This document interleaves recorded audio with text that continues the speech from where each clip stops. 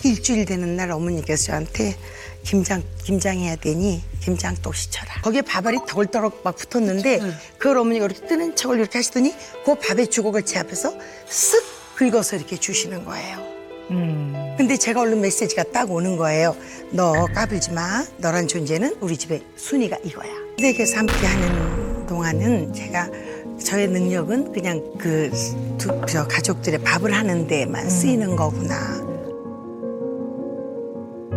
제가 너무 막 맛있게 저는 신나서 해놓으면 우리 어머니는 얘 들크네 이렇게 얘기를 하시고 네. 근데 그러니까 제가 이제 시댁에서 나올 때도 어머니는 그냥 얘 고추장 항아리 어디다 뒀니 너 그거 싫고 가니? 막 이렇게 저한테 그러셨고 늘 저는 얘기할 때 어떤 얘기를 해도 제 생각은 이거예요. 이렇게 말씀을 드렸어요. 근데 우리 어머니는 되바라졌다고 그러시더라고요. 근데 이제 제가 처음 결혼해가지고 첫날 며느리니까 아침에 이제 문안을 드리고 한복을 입고 밥을 푼다고 제가 이렇게 서 있었어요. 그랬더니 어머니가 예, 밥은 내가 푼다 그러시더라고요. 그래서 그 옆에 제가 딱 가서 이렇게 서 있었어요. 어머니가 밥을 이렇게 푸시더니 너희 아버님 진지야. 그래서 이렇게 얼른 갖다 놓고 또 와서 딱 서 있었어요. 이건 내 밥이다 그러시길래 네 어머니 이렇게 하고는 이제 갖다 놨어요. 그다음에 애들 아빠 밥을 푸고 그러면 제가 그 집의 맏아들의 며느리니까 지금까지의 나는 이제 내 밥 차례잖아요. 근데 어머니가 밥을 이만큼 뜨시더니 너희 신우 밥이야. 이렇게 얘기를 하셔요. 그리고 나서 그다음에 나무 주걱이었나 봐요. 거기에 밥알이 덜덜 막 붙었는데 그걸 어머니가 이렇게 뜨는 척을 이렇게 하시더니 그 밥의 주걱을 제 앞에서 쓱 긁어서 이렇게 주시는 거예요. 근데 제가 얼른 메시지가 딱 오는 거예요. 너 까불지 마. 너란 존재는 우리 집의 순위가 이거야. 이렇게 얘기를 하시는 거예요. 저런. 이제 밥을 앉아서 먹으면서 내가 남편을 이렇게 볶아술처럼 내 밥 왜 이렇게 생겼냐. 그게 눈물이 툭 떨어지더라고요. 그럼요. 네. 그랬더니 남편이 우리 집은 밥 먹을 때 말 안 한대요. 어머. 그렇게 얘기를 해요. 그래서 첫날 시집 온 새색 씨가 밥상 앞에서 우울하면 안 되잖아요. 그래서 이제 밥을 먹는데 어머니가 콩나물 이렇게 드시더니 콩나물 남은 국물을 비싼 양념이야. 이것도 버리는 거 아니야. 그래서 제 밥에다 훅 붓는 거예요. 어머나. 그래서 이제 그 밥을 먹고 제가 생각을 멍청해지더라고요. 근데 내가 이렇게 하고 언제까지 버틸 수 있을까라는 생각이 들어서 나흘째 되는 날 아침에 밥을 이렇게 쓱 푸시길래 제가 얼른 그 밥을 어머니 제 밥이 왜 이렇게 생겼어요? 그러니까 어머니가 너 많이 먹으라고 이러시는 거예요. 아버님만 계시면 저한테 이렇게 잘하는 척을 하셨어요. 어머니가 많이 먹으라고 그러길래 어머니 많이 드세요. 나 살쪄서 안 돼요. 큰일 나요 어머니. 그리고 제가 어머니 밥을 바꿔놨어요. 제가 얼른. 그랬더니 어머니가 못 배워 먹긴 이렇게 얘기를 하셔요. 그래서 제가 그날은 말씀을 드려야 되겠다 싶어서 어머니 저 그런 밥 먹기 싫어요. 제가 아직 풍습도 모르겠고 잘 모르고 어머니 아직 조금 낯설고 서러워요. 근데 어머니가 밥을 그렇게 주시니까 제가 눈물이 나요. 그랬더니 어머니가 네가 밥 먹고 사는 집 딸이라서 싫다. 밥 먹고 사는 집 딸이라 싫대요. 근데 어머니가 그러시면서 너하고 결혼하겠다고 할 때 내가 충격이었어. 미나이가 결혼하자는 데가 너무 많았다라는 거죠. 의사 선생님도 계셨고 또 우리 아가씨 그 친구가 있었어요. 그분은 소아과신 분인데 그렇게 그 엄마가 하자는 그 엄마도 소아과 의사였대요. 그 집하고 했어야 돼. 어머나. 이러시는 거예요. 저런. 근데 제가 그때 이제 선생님 말씀대로 말이 제가 어머니 그럼 그때 시키지 왜 그랬어요? 저는 안 하고 싶었어요. 근데 하자고 하도 들랑거려서 동네 창피해서 했어야죠. 제가 이렇게 말씀드렸더니 그날로 어머니 눈에 완전히 난 거죠. 저건 꼭꼭 밟아야겠다. 그날부터 신우이하고 어머니가 저한테 말을 안 시키셔요. 그 이후로 계속. 네, 한 1년 정도 그랬던 것 같아요. 1년. 같이 사는데. 네. 어. 같이 사는데, 네. 그때 그럴 때부터 이렇게 남편들이 힘이 좀 돼주잖아요, 기둥이. 내 편이 좀 돼주고.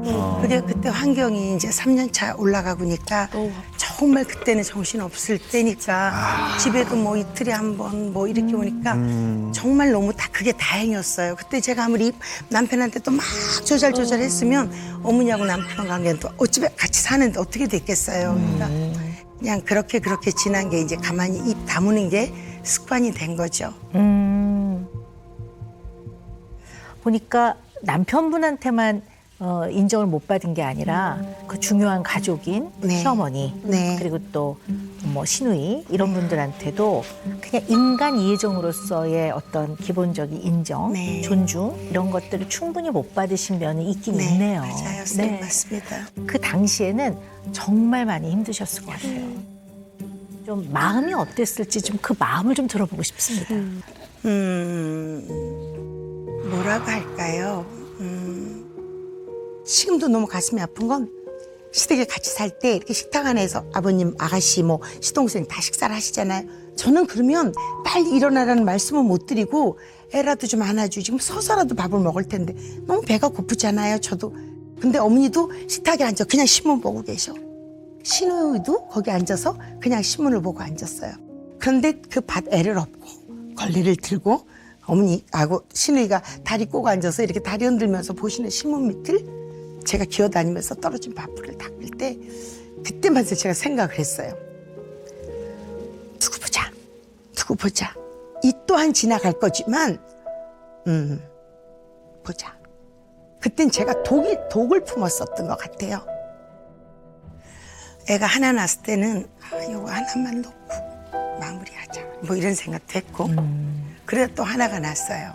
근데 제가 그때 디스크가 있었어요, 선생님. 학생 때 이제 테니스 하다가 두둑하고 디스크가 있었는데 큰 아이 낳고 작은 아이가 7개월 됐을 때 다리가 마비가 오는 거예요. 다리가 전혀 움직이지도 않고 엄지발가락이 툭 떨어지는 거예요. 근데 남편한테 제가 디스크가 있었어요라는 말을 안 하고 시집을 갔잖아요. 그런 게 너무 그래 힘들었는데 어느 날은 그날은 화장실에 갔는데 도저히 일어나질 못하겠는 거예요. 일어나질 못하겠어서 제가 남편한테 처음으로 퇴근하게서 올 때까지 기다렸다가 제가 너무 미안하다고 내가 속이려고 한 건 아니었는데 내가 그냥 말하는 게 내가 민망해서 못했다. 근데 내가 다리가 너무 아프다고 내가 이렇게 디스크 치료를 받고 했었는데 엄마가 흉터 있으면 안 된다고 그래갖고 내가 말을 못했는데 다리가 너무 아파요. 근데 막 제가 막 엉엉엉엉 울었어요. 그럼 얼마나 아픈데요. 네. 그리고 남편한테 그 말을 하는데 너무 긴장을 해서 제가 소변을 막 싼 거예요. 그래서 제가 그때 그래.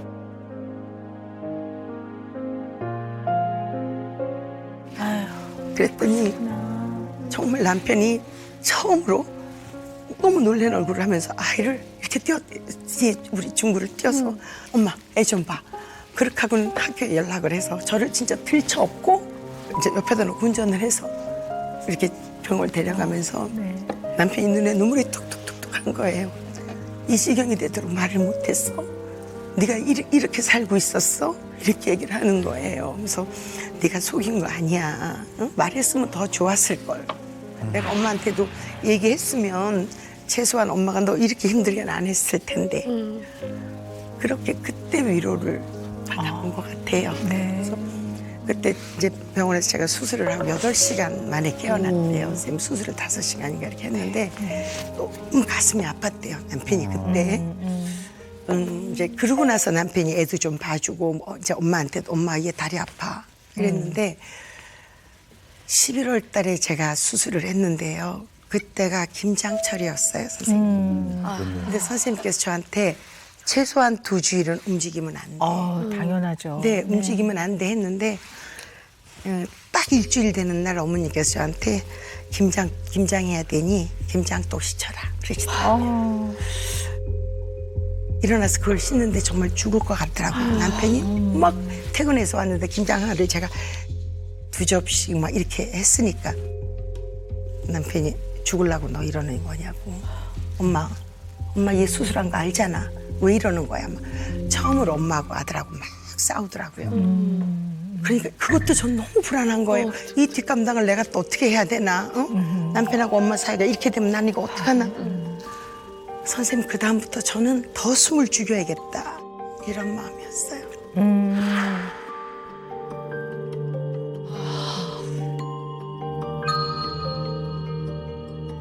저는 제가 정말 남편하고 이혼 안 하고 살았던 가장 첫 번째는 친정아버지께서 여자는 견디는 거라고 하셨기 때문에 견뎌야지 네. 할 때가 참 많았어요. 그러셨군요. 선생님. 네.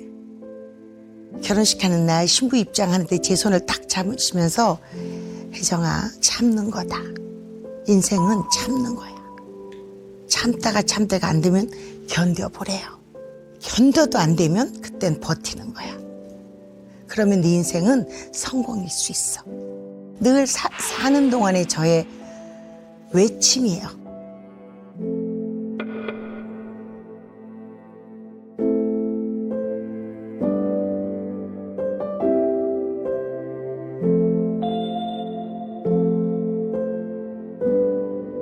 저희 아버지가 아주 고생하면서 사는 분인데 저를 낳고 처음으로 이태리 유학을 가서 그 나라에서 주는 그 장학금을 받고 가셨는데 그걸 아껴서 저를 딸이라고 제가 낳았을 때 털코트를 하나 사보내신 거예요. 그걸 이제 아버지가 사기 위해서 뭐 스파게티 하나 사서 집에 반 가져와서 드시고 반 드시고 이렇게 사셨는 거예요.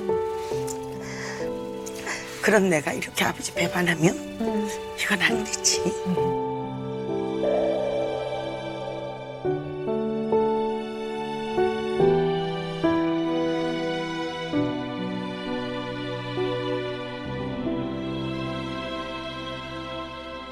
네. 가슴이 이렇게 세월이 지나고 보니까 그때 그 순간에 있었던 일을 화해는 할 것 같아요. 그런데 유독 어머니나 시누이나 가장 가까운 내 가족은 용서는 안 되는 거예요, 선생님.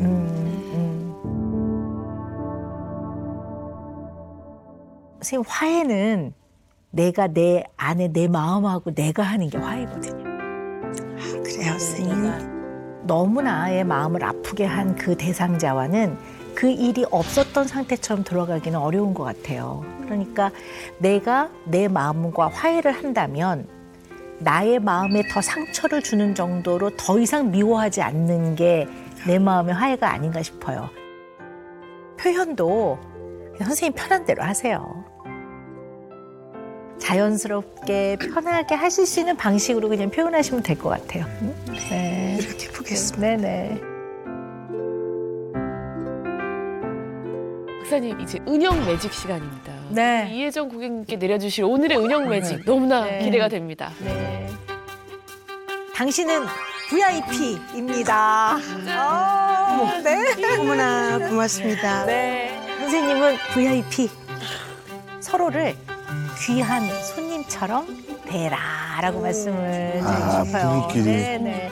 왜냐면 신혼기 부부는 알콩달콩 연인처럼 조금 살아야죠. 그리고 이제 중년기 부부는 인생의 희노애락을 꽤 오랜 동안 이제 함께 겪어왔으니까 친한 친구이자 동지죠. 동지. 노년기에는 오히려 서로에게서 조금 한 발 물러나서 살짝 거리를 두고 서로를 그저 귀한 손님처럼 대하는 게 좋습니다. 그래서 우리 고 선생님은 제가 그냥 말씀을 드리고 싶은 게요. 마음속으로는 아내에 대한 고마움도 아주 많으신 것 같아요. 다만 그것을 입 밖으로 표현하면서 인정해 주는 데는 너무 약하신 것 같아요. 네. 네. 낙제. 네, 맞아요, 선생님. 낙제, 그건 낙제신 속이 거예요. 시원해라. 낙제. 그래서 사실은 네. 그 인정이라는 게 거칠애가 아니라 네. 입에 발린 소리가 아니라 사실 진심을 전해야 되거든요. 네. 고마울 때는 우리 고 선생님이 여보 고마워 이렇게 한다든가 맛있게 드신 날은 맛있었어. 정말 그냥 솔직하게 말씀하시는 네. 거를 우리 고 박사님은 연습을 좀 하셔야 될 것 같습니다. 네. 방송 꼭 네. 봤으면 네, 좋겠다. 인간이 네. 평생 배우면서 사는 겁니다. 네, 맞습니다, 그래서 선생님. 우리 고 선생님 꼭 연습하십시오. 네. 아, 저는 오늘 나와서 또 이제 이런저런 얘기하면 아우, 저 옆에 내는 왜 맨날 나서 저런 소리 해? 라고 할까봐 사실은 좀 조심스러웠어요. 그런데 선생님께서 제가 평생 살면서 제일 가슴에 있었던 왜 인정해주지 않아서 라는 말씀을 주셔서 선생님 진짜 오늘 녹슬은 수도관 세척한 것처럼 제가 너무 마음이 정말 좋아졌어요. 정말 오늘 선생님하고 만난 시간을 저한테 값진 시간이 되도록 노력하겠습니다. 고맙습니다. 감사합니다. 너무 감사합니다, 선생님.